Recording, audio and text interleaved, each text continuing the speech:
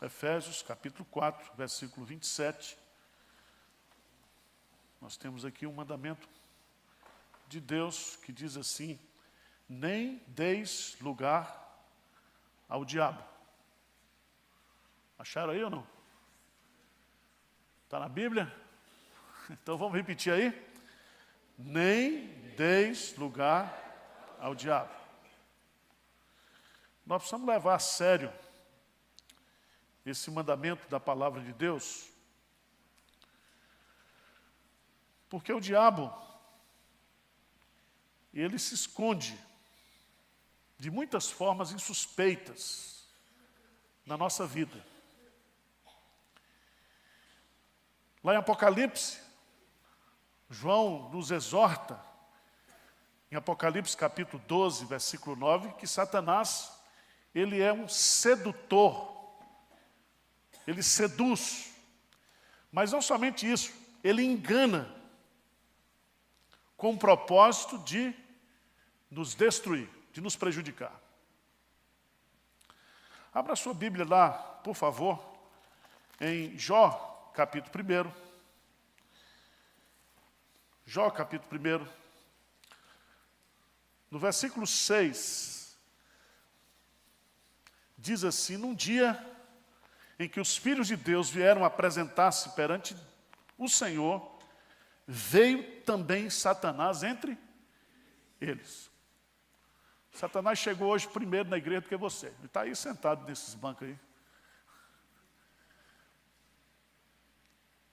Veja que ele é um penetra. Ele não foi convidado. Mas ele vem. Ele chega. Ele encosta. O diabo, ele não só nos ataca nessa questão, que o pessoal fica muito angustiado de sexualidade, não nos deixa cair em tentação, e a gente sempre pensa em tentação como coisa do ponto de vista de dinheiro, de sexo, de poder, mas o diabo usa muitas formas para nos prejudicar. Por exemplo, o diabo cega o meu entendimento e o seu entendimento acerca da importância da oração, que a gente não ora, não vem para a igreja, despreza a oração. E o diabo prevalece na nossa vida quando a gente não ora. O diabo manda uns parentes lá para sua casa, no sábado ou no domingo, para prejudicar, para que você não venha para a igreja. Sabia disso? Você pega a Bíblia, vai orar e lê, tem um momento devocional, liga alguém com um problema. Isso é tudo o diabo articulando. Ele é muito mais inteligente do que nós possamos imaginar. Ele é Lúcifer, ele é um anjo de luz. Ele pode se transformar em um anjo de luz, diz o apóstolo Paulo. Veja, por favor, lá em 2 Tessalonicenses. 2 Tessalonicenses, quando fala sobre o homem da perdição. 2 Tessalonicenses, capítulo 2, por favor. 2 Tessalonicenses, capítulo 2. Eu queria que você entendesse isso.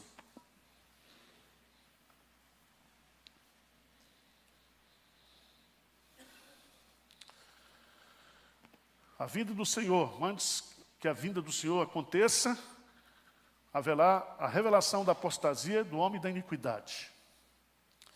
E no versículo 7, lê comigo aí, o que diz aí? Com efeito, o mistério da iniquidade já opera, e aguarda somente que seja afastado aquele que agora o detém. Então será de fato revelado o iníquo, a quem o Senhor Jesus matará com o sopro de sua boca, e o destruirá pela manifestação de sua vinda.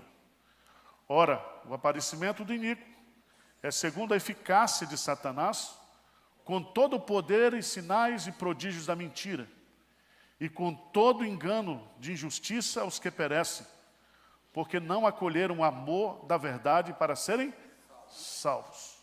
E por esse motivo, Deus lhes manda a operação do erro, para darem crédito o quê? A mentira. Então preste atenção, você pode ser um filho de Deus, um crente, e você começa a acreditar em coisas que não são feitas por Deus, mas são feitas pelo inimigo. Eu não tenho dúvidas, irmãos, de muito do que é feito nessas chamadas igrejas neopentecostais são espíritos enganadores, de tal maneira que as pessoas ficam presas a esses falsos milagres e não acolhem a verdade do Evangelho em amor. Esse tipo de coisa faz com que as pessoas, esses sinais mentirosos, faz com que a pessoa se esqueça da sua vida pessoal, do arrependimento, da cruz, do significado do que é a verdadeira conversão. E tem uma fé simplesmente depositada nesses sinais mentirosos. Mas vamos voltar lá para o texto de Efésios. Nem deis lugar ao diabo. E a pergunta que a gente tem que fazer para o texto é o seguinte: como é que eu, como crente, dou espaço para o diabo na minha vida? Veja que o texto aí, o contexto, se você observar bem o versículo 26, diz: irai-vos e não pequeis, não se ponha o sol sobre a vossa ira. O texto está falando que quando eu guardo no meu coração ódio, amargura, ressentimento contra o meu irmão, e não resolvo isso até o sol se pôr, eu estou abrindo uma brecha, um espaço de Deus, da minha vida, para que o diabo entre. Foi assim que aconteceu com Saul. Diz o texto lá que Saul começou a ter inveja de Davi. E a partir daquele momento, os olhos de Saul olhavam para Davi não como um soldado, como um amigo, como seu genro futuro, mas o via como uma ameaça ao seu reino. E diz que naquele momento um espírito mau, permitido pelo Senhor, entrou na vida de Saul. E aqui eu quero chamar a sua atenção para o fato de que o texto é bastante claro. Nem deis lugar ao diabo. Primeira maneira de dar lugar ao diabo, eu queria que você fosse lá para 1 de Pedro, capítulo 5. 1 de Pedro, capítulo 5, versículo 8. Quem escreveu isso foi alguém cuja vida foi cirandada por Satanás. Pedro foi usado muitas vezes por Satanás. 1 Pedro 5, versículo 8. Vamos ler juntos? Sede sóbrios e vigilantes, o diabo, vosso adversário, anda em derredor, como leão que ruge, procurando alguém para... Presta atenção que ele não está falando aqui do leão do imposto de renda. A figura aqui não é metafórica. Ele está falando do leão que ruge. E ele não ruge. Ele ruge para atemorizar. Mas ele ruge principalmente para anestesiar a presa, para ele devorar a presa. E diz que ele está ao nosso quê?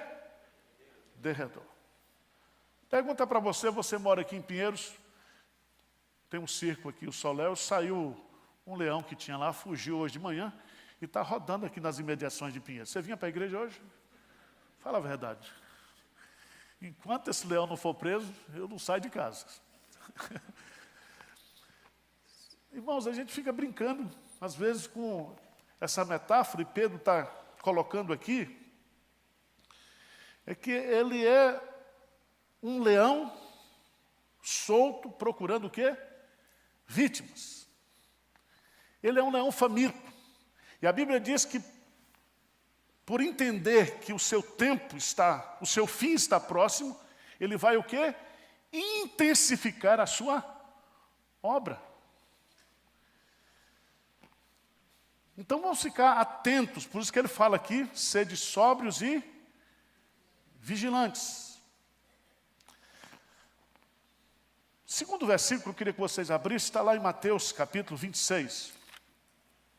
Mateus 26, versículo 41. Mateus 26, versículo 41. Jesus disse para os seus discípulos, e diz para mim e para você, o que diz aí versículo 41? Vigiai e orai, para que não entreis em... O espírito, na verdade, está pronto, mas a carne o quê? É fraca. Presta atenção que diante das tentações não existe ninguém o quê? Forte. Ainda que a nossa mente saiba que aquilo é errado, ainda que a gente saiba que aquilo é pecado, nós não temos força e suficiência espiritual suficiente para vencer a tentação. Por isso que nós precisamos vigiar e orar. Porque quando a gente vigia e ora, a gente recebe de Deus o discernimento, a compreensão, mas não somente isso, a força para poder resistir ao diabo. Há muitos textos na Bíblia que revelam isso.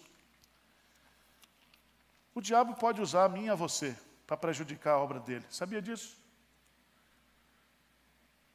O diabo pode usar a mim e a você para prejudicar a obra de Deus. Você pode ser usado por Deus no momento daqui a pouco o diabo usar você. Se você não tiver o quê?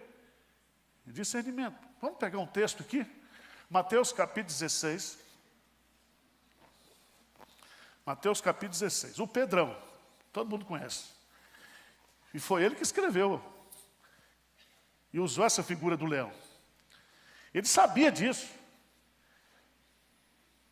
Mateus capítulo 16, versículo 16. Respondeu Simão Pedro, disse: Tu és o Cristo, o Filho do Deus? O que diz Jesus para ele? Então Jesus lhe afirmou: Bem-aventurado és Simão Barjonas, porque não foi carne e sangue que tu revelaram, mas meu Pai que estás nos céus. Que coisa fantástica. Aquele conceito de que Jesus Cristo é o Filho do Deus vivo, é um ato de revelação, porque ninguém conhece o Pai senão o Filho, ninguém conhece o Filho senão o Pai, e aquele a quem o Filho quiser revelar. Então, aquele conceito teológico, aquele conceito que Pedro tinha de Jesus Cristo, foi um ato da revelação de Deus naquele momento. Mas veja lá a partir do versículo 23, 21. Desde esse tempo começou Jesus, capítulo 16, a mostrar a seus discípulos que era necessário seguir para Jerusalém, sofrer muitas coisas dos anciãos, dos principais sacerdotes, dos escribas, ser morto e ressuscitar no terceiro dia. E Pedro, chamando-o à parte, começou a reprová-lo, dizendo: Tem compaixão de ti, Senhor.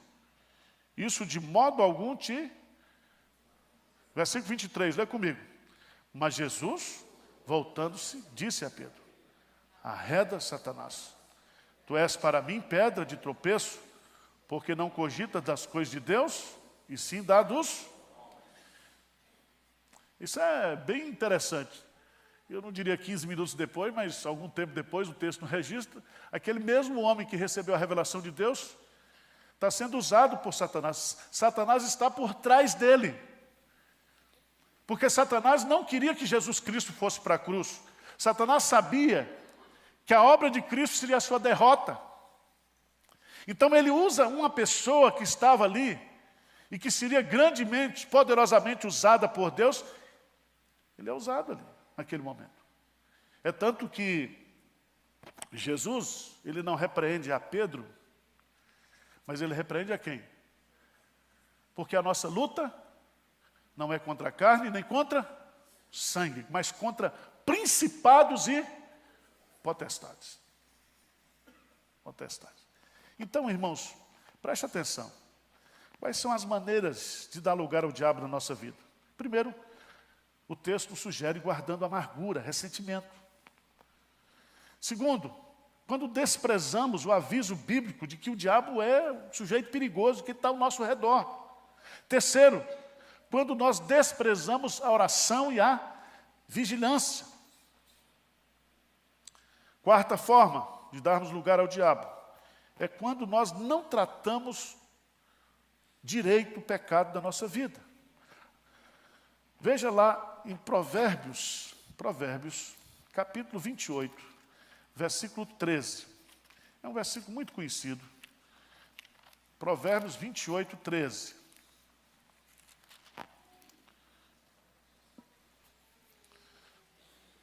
Diz assim a palavra de Deus: o que encobre, as suas transgressões jamais prosperará. Mas o que as confessa e deixa, o quê?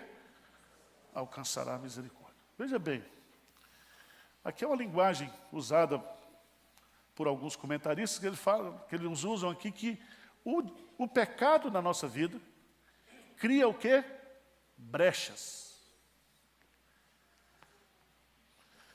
Quando eu estou com pecado, e quando eu escondo esse pecado, e quando eu não trato desse pecado, eu deixo o quê? Uma brecha, um espaço. É interessante isso. Por isso que eu entendo, quando Davi ora lá no Salmo 19, ele diz assim, absolve-me daqueles pecados que me são o quê? Ocultos, que eu não tenho consciência. O pecado é tão destrutivo para nós, né? E Deus diz claramente lá, porque a minha mão não está encolhida para que não possa salvar, nem o meu ouvido surdo para poder ouvir, mas as vossas iniquidades fazem o quê? Separação. Separação. Então, se eu não quero dar lugar para o diabo na minha vida, eu tenho que tratar disso. Sexto lugar,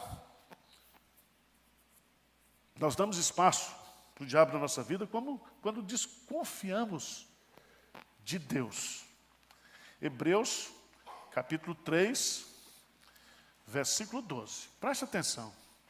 Todas as vezes que eu e você, nós não acreditamos no caráter de Deus, e o diabo sempre, ele vai fazer com que a gente desconfie de Deus, que a gente duvide de Deus, que a gente não creia nas promessas de Deus.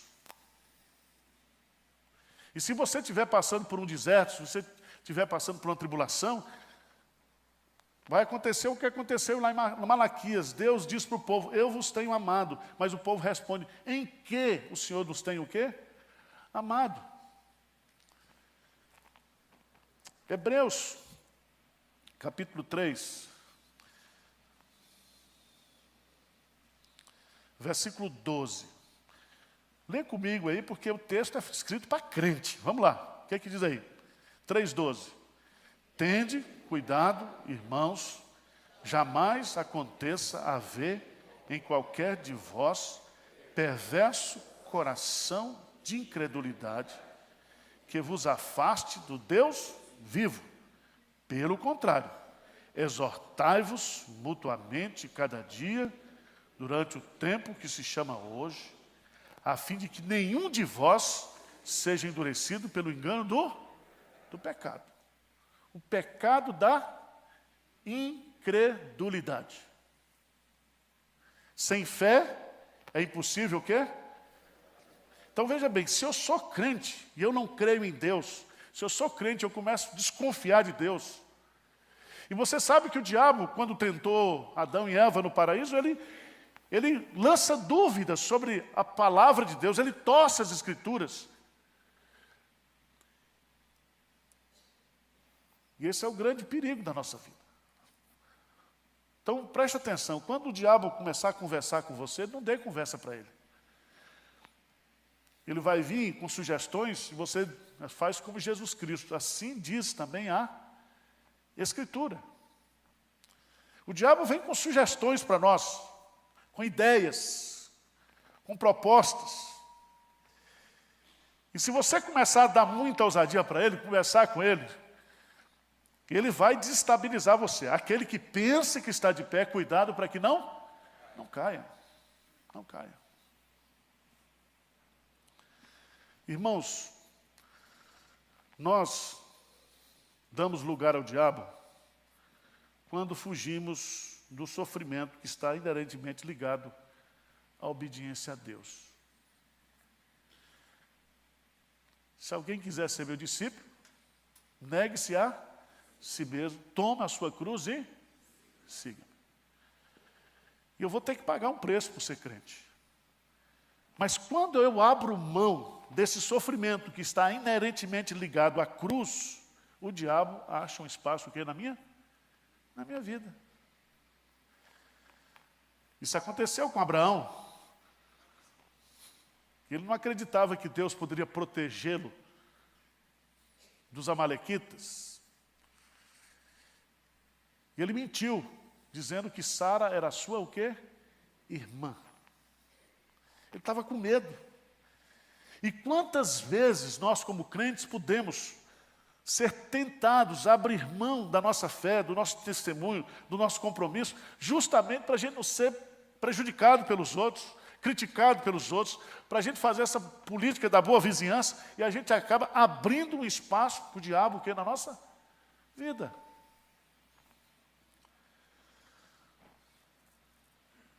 Mas o top 5, né? Top do espaço que o diabo acha na nossa vida é um negocinho chamado orgulho e soberba. O diabo diz para Adão e Eva: vocês serão iguais o quê? A Deus. Vocês terão conhecimento do bem e do mal. E a soberba, meus amados irmãos, é a mãe ou é o pai de todos os outros o quê? Pecados. Eu queria que você abrisse sua Bíblia lá em 1 Crônicas. 1 Crônicas, capítulo 21.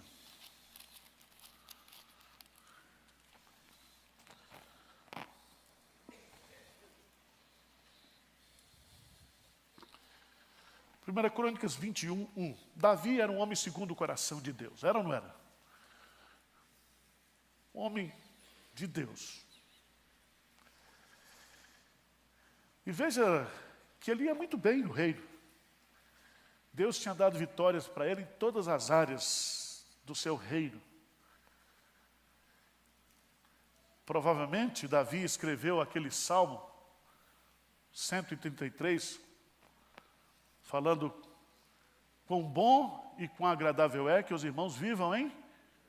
Davi foi usado por Deus para reunir todas as tribos. Ele estava no apogeu da monarquia. Ele estava no apogeu do seu sucesso. E veja o que diz aí 1 Crônicas 21, 1. Lê comigo aí. Então, Satanás se levantou contra Israel e incitou a Davi levantar o censo de Israel. Não dá para a gente discutir esse texto aqui, mas o texto diz quem foi que incitou? Satanás. Lembra que Jesus, lá em Mateus 7, nos incita a quê? A orar. Pedir, dá-se-vos. Mas o diabo deu uma ideia para Davi. Ele incitou Davi a fazer um censo para dizer o quê? Que Davi era o poderoso. A ideia de Satanás aqui era encher o coração de Davi, ou explorar a soberba que existia no coração de Davi, para poder prejudicá-lo.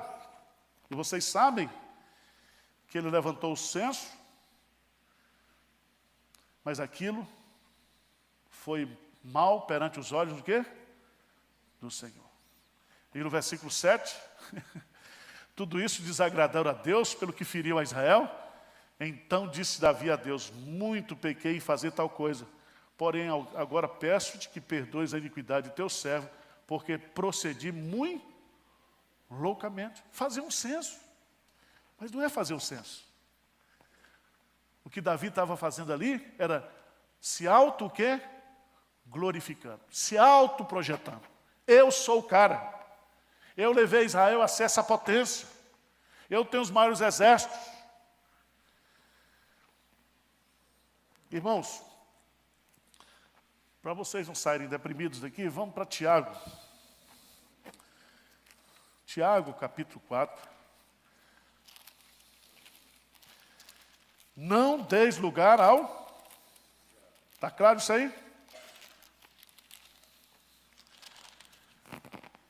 Dar lugar é diferente de ser superado pelo diabo. Você deu lugar, meu filho, agora aguenta a bucha. Faz como Davi, não inventa. Vai logo, reconhece o seu pecado, pede perdão certo? Não vai dar uma de Saul, não.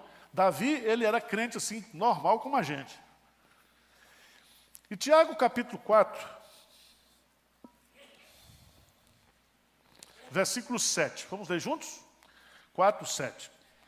Maneiras de prevalecer contra o diabo. E a maneira é muito simples, está aí no versículo 7. O que é que diz? Sujeitai-vos, portanto, a Deus, mas resisti ao diabo, e ele resistir ao diabo. Como é que eu e você, nós podemos resistir ao diabo? Você diz, não, pastor, vamos usar a armadura de Deus. Ótimo. Está certo. Mas se você observar nesse versículo, a primeira parte diz assim, sujeitai-vos o quê? A Deus. E o que é sujeitar a Deus? Significa você se submeter em total dependência de Deus. Mas para você fazer isso, você precisa do quê? De humildade. Porque o diabo só fugirá de você se você se sujeitar a Deus. E se você se sujeitar a Deus, Deus vai dar o que para você? Graça. O que é que diz o texto? O que é que diz o texto? Ou supondes vós, que em vão afirma a Escritura, é com ciúme, que por nós anseia o Espírito que fez habitar em nós. Antes, Ele dá maior graça, pelo que diz, Deus resiste aos, mas dá graça aos humildes. O diabo vai fugir de mim, de você, porque Deus vai me dar graça. E essa graça só é possível na minha vida se eu o quê? Me humilhar, se eu me sujeitar a Deus. Aí você vai entender o que Pedro disse. Pedro era campeão e soberba. Vamos lá. 1 Pedro 5. Você sabe que Pedro, ele se achava o melhor o quê? Apóstolo, não era isso? Ele disse, ele era o cara. Ele dizia assim, Senhor, eu estou pronto a morrer o quê? Contigo. Soberbo. Eles estavam disputando entre eles quem seria o maior apóstolo. Jesus diz, gente, aqui não é assim. Quem quiser ser o primeiro aqui, que seja o último. Porque o Filho do Homem não veio para ser servido, mas para servir. Preste atenção, Pedro, a soberba precede o quê? A ruína, a queda. Por isso que Pedro agora vai colocar algo extraordinário. Ele diz, no versículo 6, 2 Pedro 5, a partir do versículo 6, ele começa no versículo 5, rogo igualmente aos jovens, sede submissos aos que são mais velhos, outros sim no trato de uns com os outros, cingivos de toda humildade. Porque Deus resiste aos soberbos, contudo aos humildes concede a sua.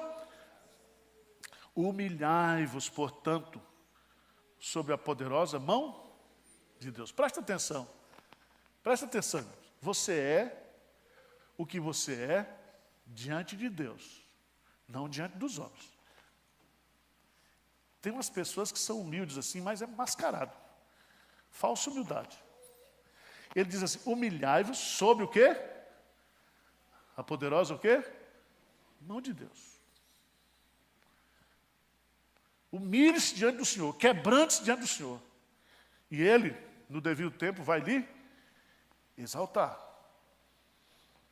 Mas há outro detalhe aqui, lançando sobre Ele toda a vossa o quê? Ansiedade. Você está muito ansioso, muito preocupado, muito angustiado. Ele está cuidando de você. O diabo está lhe pressionando, o diabo está lhe tentando, o diabo está falando coisas na sua cabeça, você está preocupado, você quer se defender, você quer mostrar que não é assim, você quer questionar que você é o certo, o outro está errado, que você está sofrendo injustiça. Meu irmão, humilhe-se diante do Senhor. Quebranta seu coração. E aí, ele diz, sede sóbrios. A palavra sobre aqui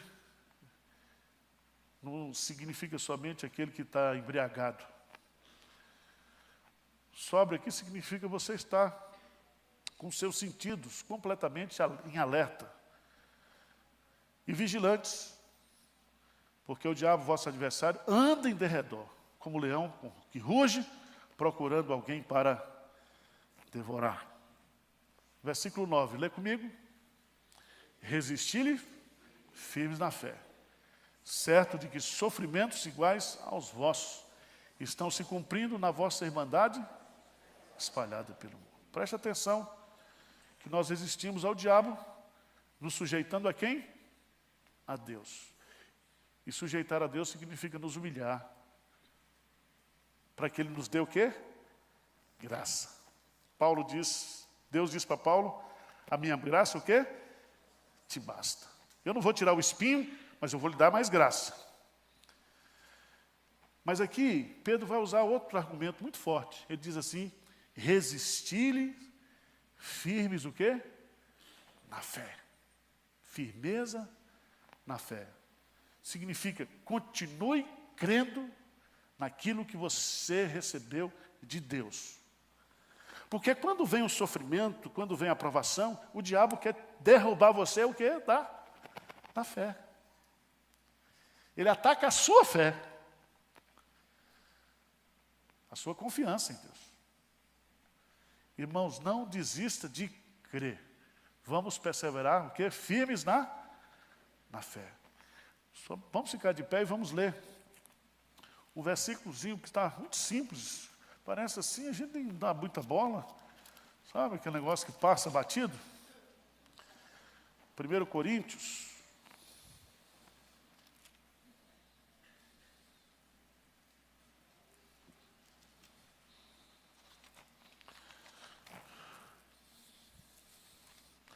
Paulo vai nos dar uma orientação. Versículo 13 do capítulo 16.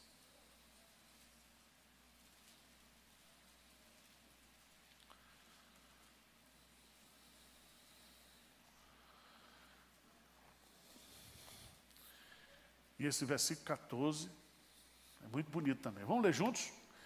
1 Coríntios, capítulo 16, versos 13 e 14. Vamos lá?